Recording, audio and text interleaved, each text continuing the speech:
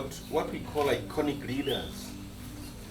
Martin Luther King, Nelson Mandela, Mother Teresa, and Mahatma Gandhi. Those are the world's leading in recent history. Of course, there are many others before. If you did history, people like Napoleon and others, but in recent memory, the people we need to talk about is these four. Now, who are they? Nelson Mandela was South African president, and what do you remember about him? He was imprisoned for 27 years.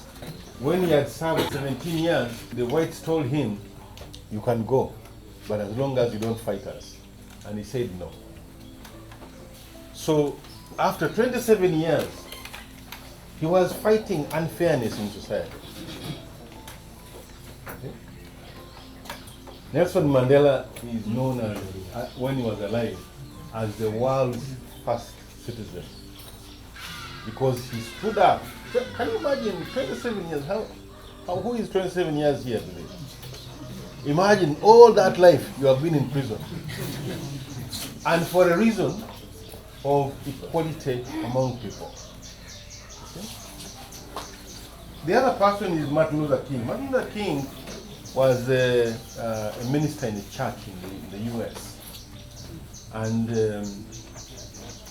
he was surprised that as a black man he was being discriminated. So he asked himself, God, really, is it true that you want these whites to segregate us? That was his question. So he led a movement against, in America, they don't call it apartheid. You know, Americans are very interesting people. He became a civil rights leader, fighting for civil rights of people. But it was about apartheid. Now, if you know the history of slavery, slaves were taken from Africa many years back, and America declared slaves to be free in 1800 something. But the 1960s, there was segregation. For whites only, for blacks, you don't enter here. In some cases in South Africa, it would be blacks and dogs don't enter here. So you can see, Martin Luther King fought for freedom of blacks in the United States.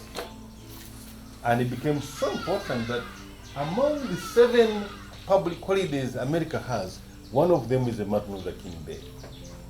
Okay?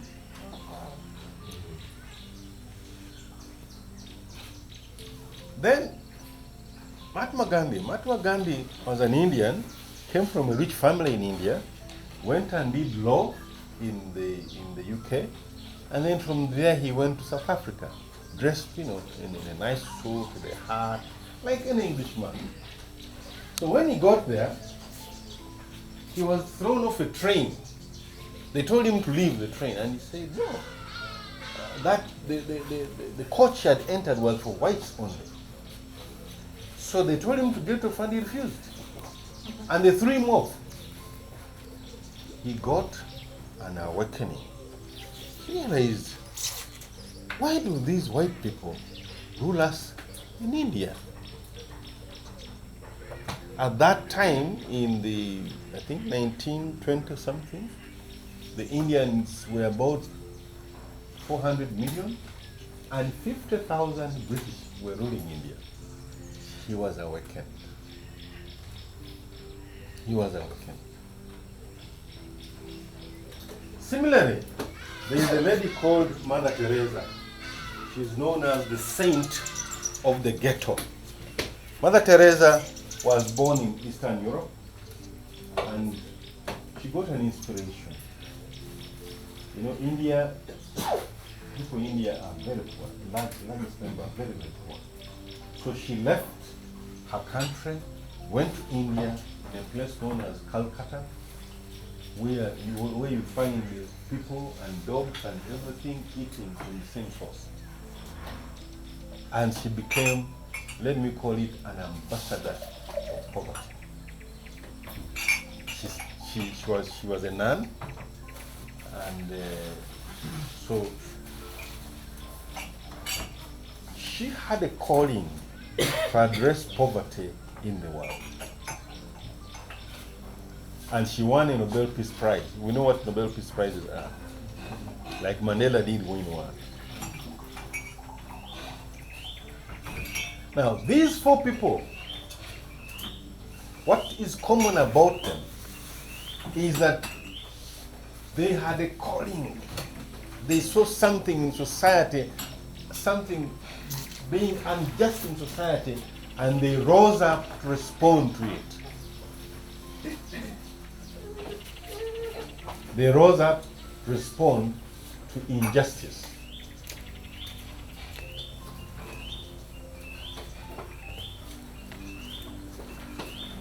So, if you want to be a leader in society, you must have an awakening. And I hope that today you will have an awakening. You should be able to see something in society, something that you want to do something about. You should see a problem in society which you want to solve.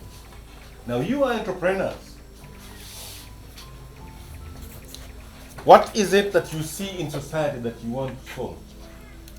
Now, you don't all have to go into politics to be leaders.